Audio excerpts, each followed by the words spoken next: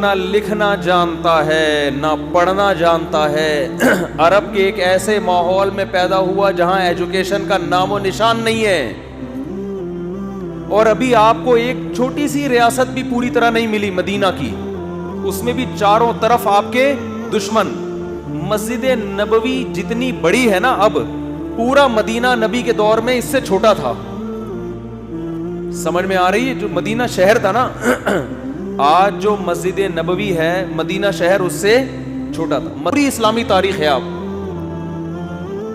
کوئی ماہر آدمی ہو نا, آپ کو بتائے گا مسجد نبی کے اندر یہاں حضرت ابو بکر کا گھر تھا, یہاں حضرت عمر کا گھر تھا, یہاں حضرت ابو ہریرہ آیا کرتے تھے, یہاں یہ ہوتا تھا, یہاں پوری مسجد نبی کے اندر پوری مدینہ کی تاریخ ہے. اتنی چھوٹی سی جگہ, بہت کمزور معمولی سی ریاست جو اپنے پاؤں پہ ابھی کھڑی بھی نہیں ہو پا رہی, سنبھل بھی نہیں پا رہے, اور خطوط لکھے جا رہے ہیں ہرقل کو. ہے بھائی, خطوط کس کو لکھے جا رہے ہیں؟ بڑے بڑے ملکوں, اس وقت ایسے جیسے رشیا, امریکہ اور برٹش, ان حکومتوں کو خطوط لکھے جا رہے ہیں. اس میں کیا کہا جا رہا ہے؟ انی رسول اللہ علیکم جمیعا, مجھے گاڈ نے میسنجر بنا کے بھیجا ہے. کس کی طرف؟ آپ کہتے ہیں جب اللہ کو اللہ کہا جائے گا تو گاڈ کیوں کہہ رہے ہو پھر بار بار؟ گاڈ اس لیے کیونکہ یہ لفظ گوروں کے لیے بھی ایکسیپٹیبل ہے نا. گاڈ کو تو وہ بھی مانتے ہیں نا, اللہ کو نہیں مانتے.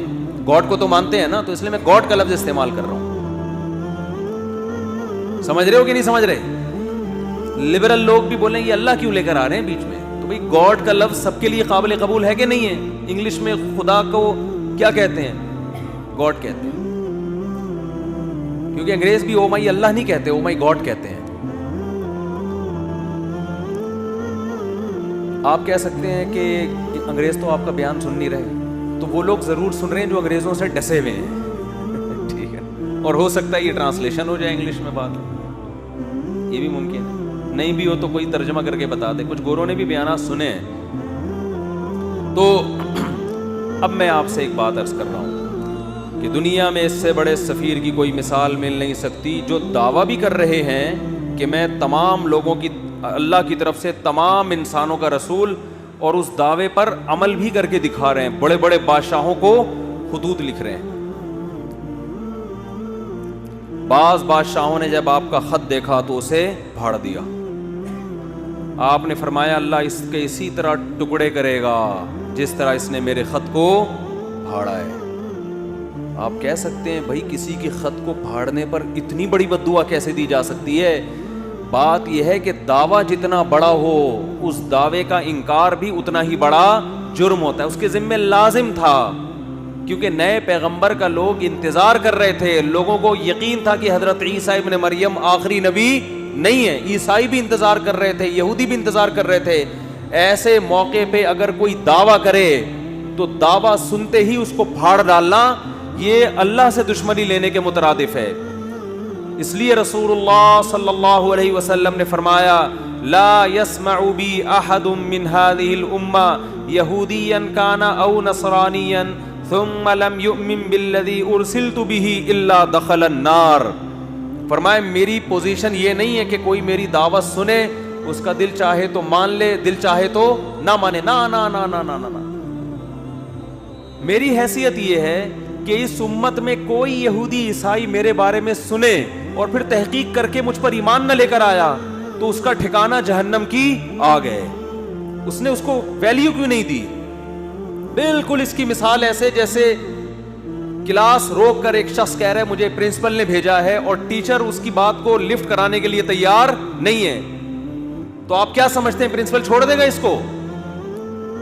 اور وہ کہہ بھی رہا ہے کہ میں سب پوری کلاس کے لیے پیغام لے کر آیا ہوں, اور پیغام بھی بہت اہم ہے. آج لبرل لوگ اعتراض کرتے ہیں نا, یہ کیا بات ہے محمد صلی اللہ علیہ وسلم پر کوئی ایمان نہ لے کر آئے تو جہنم میں جائے گا. اتنی سی باتوں پہ جہنم ہے بھائی, اتنی سی باتوں پہ. یعنی وہ کہتے ہیں نا یہ لوگ ذرا سی بات پہ کہاں پھینک رہے ہوتے ہیں جہنم میں ڈالی. بھائی اتنی سی بات ہے نہیں, کیونکہ دعویٰ یہ کہ مجھے خدا نے بھیجا ہے. اب آپ کے ذمے ہے کہ آپ تحقیق کرو کہ یہ اپنے دعوے میں جھوٹے ہیں یا سچے. آپ اس کان سے سن کے اس کان سے نکالنے کا آپشن آپ کے پاس ختم ہو گیا. ابھی آپشن نہیں ہے آپ کے پاس کہ ادھر سے سنیں اور ادھر سے نکال دیں گے. یار یہ مسلمانوں کے مذہبی معاملات ہیں, چھوڑو. آپ کہہ سکتے ہیں کہ کیا دلیل ہے آپ کے پاس کہ محمد ابن عبداللہ صلی اللہ علیہ وسلم اس دعوے میں سچے تھے؟ کیا دلیل ہے آپ کے پاس؟ ہم کہتے ہیں 1400 سال پہلے جو آپ کی نبوت کے برحق ہونے کے دلائل تھے وہ تو تھے, وہ لوگوں نے اپنی آنکھوں سے دیکھے.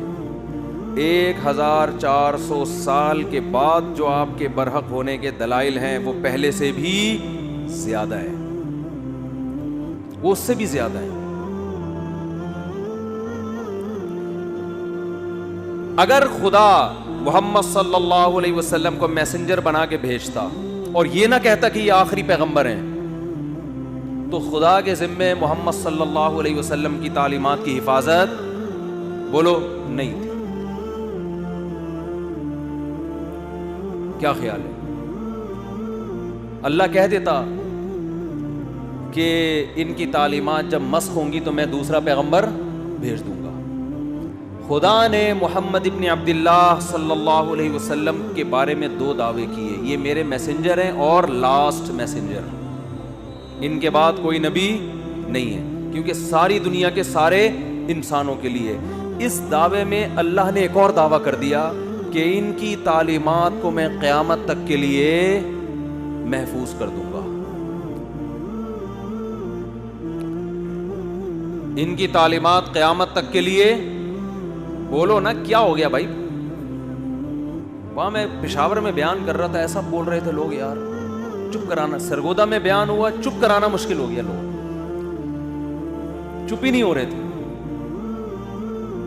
وہاں کہنا پڑ رہا تھا مجھے بھی بولنے دو گے کہ نہیں دو گے بولنے. پنجاب لسی, پائے, کراچی میں چائے, چائے کے اثرات ہیں. سوچتا بہت ہے آدمی, چائے پی کے بولتا نہیں ہے, سوچتا رہے. جہاں بولنے کا موقع ہوتا ہے وہاں بھی کیا کر رہا ہوتا ہے؟ سوچ رہا ہوتا ہے. ابھی اتنی اچھی صحت رہی ہے نا, میرا 2 ہفتے کا دورہ ہوا کے پی کے پنجاب, ایسے ایک چھینک بھی نہیں آئی. پھر کراچی اتر کے چھینکیں شروع. تو اللہ کے ذمے تھا کہ محمد صلی اللہ علیہ وسلم کی تعلیمات کی حفاظت کرتے. یہ حفاظت خود اس کی دلیل ہے کہ محمد صلی اللہ علیہ وسلم لاسٹ میسنجر آف گاڈ ہیں, ورنہ کسی یتیم جو نہ لکھنا جانتا ہو نہ پڑھنا جانتا ہو, اس کی تعلیمات کی اللہ کی قسم اسباب کی دنیا میں ایسی حفاظت کا انتظام اس زمانے میں تو ممکن ہی نہیں تھا, ناممکن. اور اس زمانے میں بھی اتنا پروٹوکول ملنا کسی کو ممکن نہیں ہے.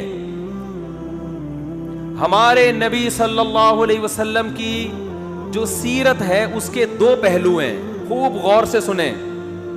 2 پہلو ہیں آپ کی سیرت کے. ایک پہلو وہ ہے جس میں آپ خدا کی طرف سے کوئی میسج دے رہے ہیں کہ یہ الاؤڈ ہے اور یہ ناٹ الاؤڈ. خدا ان کاموں سے خوش ہوتا ہے اور ان کاموں سے ناراض ہوتا ہے. کہنے میں کیا جا رہا ہے؟ خدا ان کاموں سے خوش ہوتا ہے اور ان کاموں سے ناراض. جب کوئی کہے بولو تو خدا نہ بولنے سے ناراض ہوتا ہے, یہ بھی ایک ہے نا. ان کاموں سے اللہ خوش ہوگا اور ان کاموں سے اللہ ناراض ہوگا. اللہ تعالیٰ نے محمد صلی اللہ علیہ وسلم کو اپنا سفیر بنایا اور یہ بھی دعویٰ کیا کہ یہ آخری نبی ہیں, اور یہ بھی دعویٰ کیا, اسی میں یہ خود بخود دعویٰ ہو گیا کہ ان کی تعلیمات قیامت تک کے لیے محفوظ کر دوں گا. جبکہ اس زمانے میں محفوظ کرنے کا کوئی انتظام, ایسا پراپر انتظام نہیں تھا جو بعد میں لوگوں میں ایجاد ہوا ہے. تو لکھنے والے چند گنے چنے لوگ تھے, لکھتے بھی چمڑوں پہ اور کاغذوں پہ, جس کے گمنے کا بہت امکان, تحریف کا بہت امکان. مگر ایسا انتظام کیا کہ میں آپ سے عرض کر رہا تھا محمد صلی اللہ علیہ وسلم کی تعلیمات 2 قسم کی ہیں. جلدی سے بات کو سمیٹ رہا ہوں میں. ایک وہ تعلیمات جو اصل ہیں جس کے لیے آپ صلی اللہ علیہ وسلم کو بھیجا گیا, حکم دیا گیا کہ آپ بتا دیں کہ ان باتوں سے خدا خوش ہوتا ہے اور ان باتوں سے خدا ناراض ہوتا ہے. یہ اصل ہے جس کے لیے آپ کو بھیجا گیا. اور سیرت کا ایک پہلو وہ ہے جس کا جو اصل نہیں ہے, اس کا تعلق آپ کی ذاتیات سے ہے. کوئی سفیر جب آپ کے پاس آتا ہے پیغام لے کر, تو آپ کو دلچسپی ہوتی ہے کہ اس کا گیٹ اپ کیسا تھا. جو بھی مشہور شخصیات ہوتی ہیں نا, لوگ ان کو دیکھنا چاہتے ہیں, ان کے بارے میں پوچھتے ہیں. میں جب تک ویڈیو پہ نہیں آتا تھا لوگ پوچھتے تھے کیسے ہیں بھائی مفتی صاحب, موٹے ہیں, پتلے ہیں, لمبے ہیں, ٹھگنے ہیں, کیا ہیں, لوگ پوچھتے تھے میرے بارے میں. ہم شکر ہے اس وقت ویڈیو نہیں بناتے تھے کیونکہ ہم بہت باریک تھے, آواز جاندار رکھی ہوئی تھی, باڈی باریک. تو لوگ مجھے کہتے تھے جیسی آپ کی آواز ہے آپ خود بھی ویسے ہی. میں کہتا نہیں, تسمع بالمعید خیر من ان ترا, مجھے دیکھنے سے بہتر ہے سننے پر اکتفا کرو. تو شکر ہے 2013 میں حج کر کے آیا تو کچھ گزارا ہو گیا. تو انسان کو جس سے محبت ہوتی ہے اس کے گیٹ اپ کو بھی جاننے کی کوشش بولو کرتا ہے. ہمارے نبی صلی اللہ علیہ وسلم کا گیٹ اپ کیسا تھا, اس کا براہ راست اسلام سے کوئی تعلق نہیں. اس مقصد کے لیے اللہ نے بھیجا نہیں ہے. یہ وہ احکام ہیں جو نسبتاً کم ویلیو رکھتے ہیں. ایک تو ہے نا آرڈر, یہ کرو یہ نہ کرو, یہ تو اصل ہے نا جس کے لیے سفیر کو بھیجا جائے. اللہ نے آپ صلی اللہ علیہ وسلم کی سیرت کا وہ پہلو جس کی ویلیو نسبتاً کم ہے اس کی ایسی حفاظت کی ہے یہ بتانے کے لیے کہ جو اصل تھا اس کی کیسی حفاظت کی ہوگی. آج محمد ابن عبداللہ صلی اللہ علیہ وسلم کے بارے میں کوئی ایک حرف اگر کہتا ہے تو اس کا یہ دعویٰ دلیل کے بغیر قبول بولو نہیں ہے. میں ایک مثال پیش کرتا ہوں. امام ترمذی امام بخاری کے شاگرد ہیں. اللہ کے سفیر محمد ابن عبداللہ صلی اللہ علیہ وسلم کے بارے میں امام ترمذی نے دعویٰ کیا کہ محمد صلی اللہ علیہ وسلم کا گیٹ اپ ایسا تھا. پورا گیٹ اپ نہیں بیان کیا جا رہا, صرف اتنا کہ آپ کے سامنے کے جو 2 دانت تھے ان کے درمیان میں خلا تھا, تھوڑا سا ڈسٹینس تھا, تھوڑا سا بولو فاصلہ تھا. یہ کتنی معمولی سی بات ہے. ہر کوئی سفیر آپ کے پاس پیغام لے کر آیا ہے, آپ کسی سے پوچھ رہے ہیں اس کے سامنے کے دانتوں میں خلا تھا یا نہیں تھا, ہے بھائی بہت ہی ایک بھائی تھا یا نہیں تھا تو کیا کرنا ہے اس سے. لیکن امام ترمذی یہ بات بیان کر رہے ہیں. لیکن امام ترمذی کو پتا ہے یہ اتنا بڑا دعویٰ کر رہا ہوں میں کہ جس شخصیت کی بات ہو رہی ہے نا ان کا یہ دعویٰ ہے کہ مجھے خدا نے انسانوں کی طرف پیغمبر بنا کے بھیجا ہے.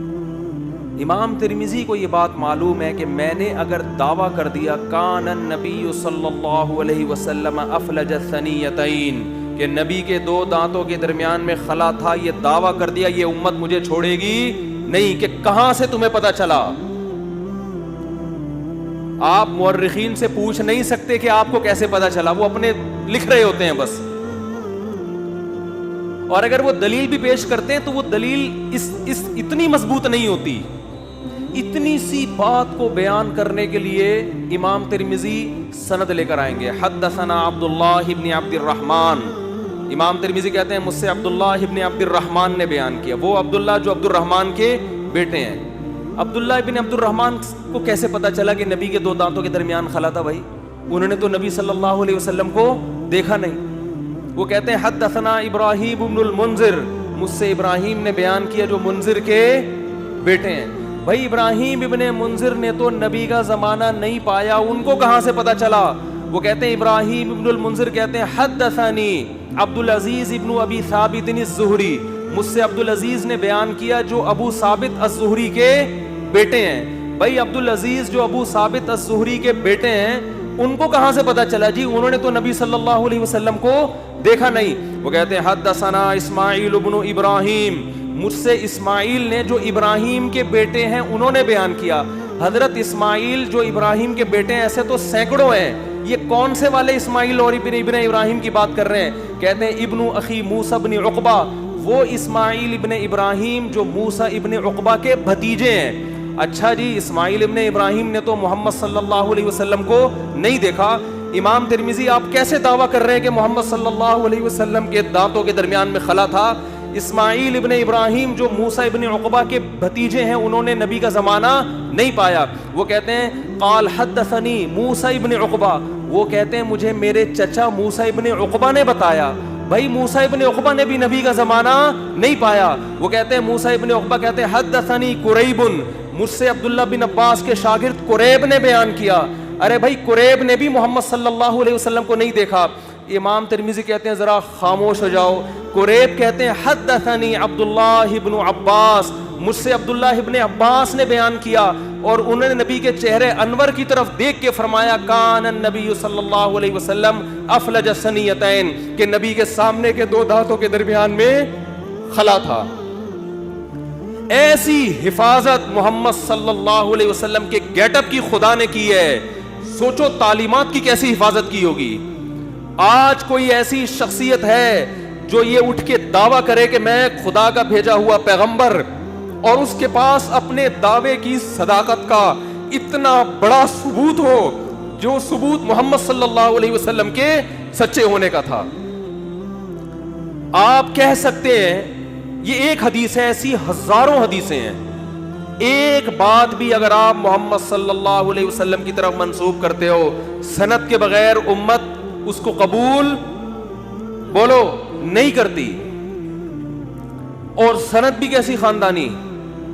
آپ کہہ سکتے ہو امام ترمذی سے کہ حضرت آپ کہتے ہیں مجھ سے عبداللہ ابن عبد الرحمن نے بیان کیا, ہو سکتا ہے یہ بندہ بھی آپ نے خود ہی گڑھ لیا ہو. بھئی کہنے پر گورنمنٹ کی طرف سے کوئی پابندی ہے؟ بولو آپ کو مجھ سے فلاں نے بیان کیا, اگلے کو کیا پتا فلاں کون ہے.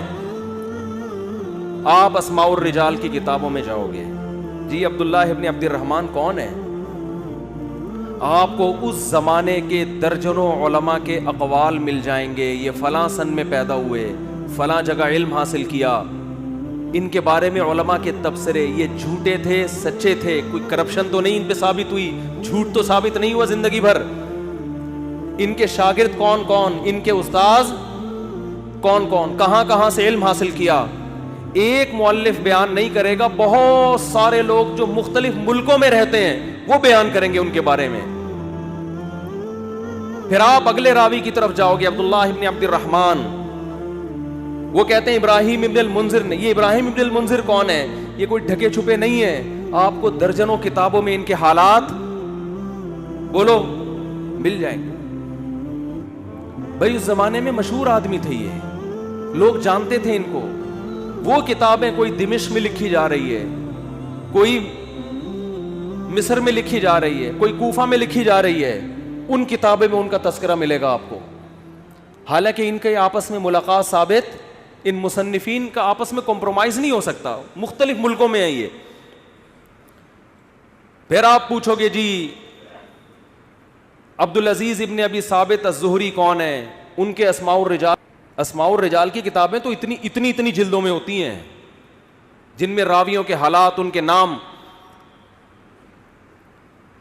ایسا خاندانی پروٹوکول خدا کی طرف سے محمد صلی اللہ علیہ وسلم کو ملا, ایسی حفاظت کی گئی. اللہ ان غیر مسلموں سے کہہ رہا ہے جس کے دانتوں کے درمیان خلا, اس گیٹ اپ کو بیان کرنے کی میں نے ایسے حفاظت کی ہے, سوچو اس کے آرڈر کیسے میں نے محفوظ کیے ہوں گے. یہ پروٹوکول اس کائنات میں آج تک کسی کو بولو نہیں ملا. ہم یہ سیرت سن کے خوش ہوتے ہیں, ہونا بھی چاہیے, لیکن اس میں ہمارے لیے ایک پیغام ہے کہ محمد صلی اللہ علیہ وسلم جیسے غیر مسلموں کی طرف بھیجے گئے تو مسلمانوں پر بھی لازم ہے یا نہیں کہ آپ صلی اللہ علیہ وسلم کو فالو کریں. امام بخاری اپنی سند سے حدیث لے کر آتے ہیں، نبی صلی اللہ علیہ وسلم نے فرمایا اعفوا اللحا، نبی نے خدا کا پیغام پہنچایا، داڑیاں بڑھاؤ. نبی پیغام دے کے بولو نا بھائی، چلے ختم. اللہ کی حجت اپنے بندوں پر تمام. اب جب آپ یہ حدیث دیکھیں گے، آپ امام بخاری سے پوچھیں گے نا یہ آپ کو کس نے کہا کہ نبی نے حکم دیا؟ امام بخاری سند، مجھ سے فلاں نے، مجھ سے فلاں نے، مجھ سے فلاں نے. پھر ان راویوں کی آپ ہر جگہ تحقیق کر سکتے ہو. پھر امام ترمذی بھی بیان کر رہے ہیں، امام مسلم بھی بیان کر رہے ہیں. کیوں؟ کہ کل قیامت کے دن اللہ آپ سے سوال پوچھے کہ میں نے اپنے میسنجر کے ذریعے پیغام پہنچایا تھا کہ اللہ کی طرف سے تمہیں حکم ہے داڑھی بولو نا بھائی بڑھاؤ. بس تمہیں اگر کوئی کنفیوژن تھی کہ پتہ نہیں حکم دیا ہے کہ نہیں دیا، تو میں نے تمہاری وہ کنفیوژن دور کر دی تھی. بس آپ کہہ سکتے ہیں اللہ اگر تیرا اتنا اہم حکم تھا تیرے حبیب کا، تو میں نے جب داڑھی نہیں رکھی تو سزا کیوں نہیں ملی؟ اللہ کیا کہے گا؟ یہ دنیا دارالامتحان تھی، دارالجزا کیا ہے؟ بولتے کیوں نہیں بھائی؟ اب آپ کی مرضی. مولوی صاحب بھی آپ کو یہ حدیث سنا کے جمعہ پڑھا کے گھر نکل جائیں گے، کیونکہ مولوی صاحب کا پولیس سے کوئی تعلق. قرآن کہتا ہے نا محمد صلی اللہ علیہ وسلم کے بارے میں کہ لست علیہم بمسیطر، آپ ان پر نگہبان نہیں ہیں. میسنجر کا کام حکم پہنچانا ہوتا ہے، منوانا بولو نہیں ہوتا. تو میسنجر کا کام پیغام پہنچانا بس. اسی پیغام میں جو خدا نے اپنے حبیب صلی اللہ علیہ وسلم کو دیا، اس میں حکم دیا ان کو پیغام پہنچا دو بس، آگے نہیں کچھ. لا تقربوا الزنا. اچھا کچھ پیغام ایسے ہیں جو خدا کی ذات سے نکلے ہیں، براہ راست قرآن کی شکل میں محفوظ ہوئے، کہ اس میں اے نبی، ہم جب کسی کو پیغام دے کے بھیجتے ہیں، بعض دفعہ پیغام اتنا اہم ہوتا ہے کہ وہ لکھ کے دے دیتے ہیں، بھائی یہ پڑھ کے سنا دو. اور بعض دفعہ کہتے ہیں یہ بھی بتا دینا، یہ بھی بتا دینا. تو اس میں میسنجر کے الفاظ اپنے ہوتے ہیں، پیغام بھیجنے والے کا ہوتا ہے. حدیث بھی اللہ کا پیغام ہے، الفاظ کس کے ہیں؟ محمد صلی اللہ علیہ وسلم کے. قرآن بھی اللہ کا پیغام، الفاظ بھی کس کے؟ اللہ کے. تو جو اللہ نے قرآن میں حکم دیا، جو پیغمبر نے قرآن پہنچایا، اور وہ بھی اسی طرح محفوظ ہے، اس میں بھی ذرہ برابر تبدیلی نہیں ہوئی. اس پیغام میں کیا ہے؟ لا تقربوا الزنا. ان سے کہہ دو کہ زنا کے قریب بھی پھٹکنے کی اجازت. بولتے کیوں نہیں. زنا کرنا تو دور کی بات. آج صبح ایک لڑکی کا فون آیا، 5 سال سے میرا ریلیشن کسی بندے سے، اب وہ شادی نہیں کر رہا. میں نے کہا بالکل ٹھیک کر رہا ہے، وہ حرام کاروں کے لیے یہی ہونا چاہیے. جب اس نے حرام مزے لے لیے تو وہ کیوں بیوی بنائے گا بھائی؟ کیوں بیوی بنائے گا؟ وہ اس کو حرام چسکے لگ گئے نا. رو رہی ہے، اس کو منع. میں نے کہا میں کیوں سمجھاؤں اس کو؟ خدا نے مرد اور عورت کو نکاح کے علاوہ کسی بھی راستے سے قریب جانے کی اجازت بولو نہیں دی ہے. محمد صلی اللہ علیہ وسلم جو گاڈ کا پیغام لے کر آئے، دیکھو غیر مسلم زنا کر سکتا ہے، کرے وہ کہہ رہا ہے میں نہیں مانتا محمد صلی اللہ علیہ وسلم کو، اس پہ خدا خود ہی نمٹ لے گا قیامت کے دن. مسلمان کے پاس نبی کے حکم کے سامنے نو کا آپشن نہیں ہے. محمد صلی اللہ علیہ وسلم جو پیغام لے کر آئے گاڈ کی طرف سے، اس میں یہ تھا کہ تمہیں 5 ٹائم اللہ کے گھر میں جمع ہو کے میری عبادت کرنی ہے، اور عبادت کا طریقہ بھی بتا دیا. اس میں فجر کی نماز بھی، ظہر کی نماز بھی، عصر بھی، مغرب بھی اور عشاء بھی. آپ نماز کے لیے آ جائیں، آپ کی مرضی، نہ آئیں، کوئی مولانا صاحب پولیس لے کے آپ کے گھر نہیں پہنچیں گے. اس سے اس خوش فہمی میں نہ رہیں کہ نماز آپشنل ہے. نا نا نا نا نا. اللہ نے محمد صلی اللہ علیہ وسلم کو اپنا سفیر بنایا اور آپ کی نبوت پہ سینکڑوں دلائل قائم کر کے بتا دیے کہ تمہارے اوپر میری حجت تمام ہو چکی ہے. تم آؤ نہ آؤ تمہاری مرضی. کل قیامت کے دن جب میں انتقام لوں گا تو تم یہ نہیں کہہ سکو گے کہ اللہ معاذ اللہ نقل کفر محمد صلی اللہ علیہ وسلم کی نبوت صحیح نہیں تھی, یا اللہ مجھے یقین نہیں تھا کہ محمد صلی اللہ علیہ وسلم نے 5 نمازوں کا حکم دیا بھی ہے کہ نہیں دیا. تو یہ حجت اللہ کی بندوں پہ تمام ہو چکی ہے. اللہ نے محمد صلی اللہ علیہ وسلم پر جو کلام نازل کر کے ہم تک پہنچایا, اور محمد صلی اللہ علیہ وسلم کے ذریعے جو بندوں کو اپنا میسج پہنچایا, اس میسج میں شراب لیگل ہے یا انلیگل ہے؟ بولو انلیگل. آپ کو شراب کے قریب جانے کی اجازت نہیں ہے. خدا نے جو اپنا پیغام محمد صلی اللہ علیہ وسلم کے ذریعے ہم تک پہنچایا, اور پوری سندوں کے ساتھ, اور قرآن تو سند کا محتاج ہی نہیں ہے, اس قرآن میں ہمیں حکم دیا گیا کہ بہن کی وراثت آپ کو کھانے کی اجازت. بولتے کیوں نہیں؟ بعض گاؤں دیہاتوں میں بیان کرتا ہوں نا, لوگ بڑے خوش ہو رہے ہوتے ہیں. جہاں بہن کی وراثت کی بات ہے میں دیکھ رہا ہوتا ہوں لوگوں کے چہرے کی ہوائیاں اڑ, ایک نعرہ آتا ہے ماشاءاللہ ماشاءاللہ, لگ رہا ہوتا ہے اس کے ابا بھی مرے ہی نہیں ہیں. بہت سے دیہاتی علاقوں میں پوری زمینیں کھا جاتے ہیں, بہنوں کو بولو نہیں دیتے. ہمارے نبی نے جو ہمیں پیغام پہنچایا نا خدا کا, اس پیغام میں یہ بھی ہے کہ باپ کے مرنے کے بعد بڑا بھائی چھوٹے بھائی کی وراثت بولو نا نہیں کھا سکتا, اور باپ کے کاروبار پہ قبضہ نہیں کر سکتا, چاہے وہ باپ کی زندگی میں وہ کاروبار خود ہی چلا رہا ہو. یہ غریبی ہے. ابا کی زندگی میں جو ابا کے کاروبار کو پروموٹ کرتے ہو, یہ ابا کی خدمت کہلائے گی. اس کی وجہ سے آپ کی کاروبار میں شرکت نہیں ہوگی.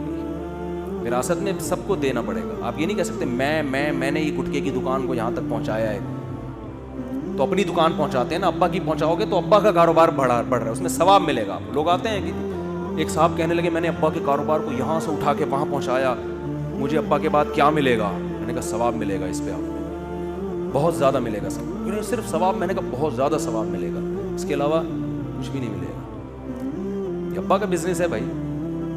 ابا کی گائے آپ خدمت کر کے ختم, یہ جمعے کے بعد اعلان کروں گا. ابا کی گائے کی خدمت کر کے اس کے 2 بچے ہو گئے گائے کے, تو یہ کس کے بچے کہلائیں گے؟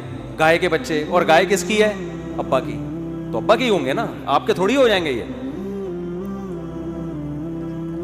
بڑھوتری جب ہوتی ہے تو جس کی چیز ہو اسی میں بڑھوتری ہوگی نا.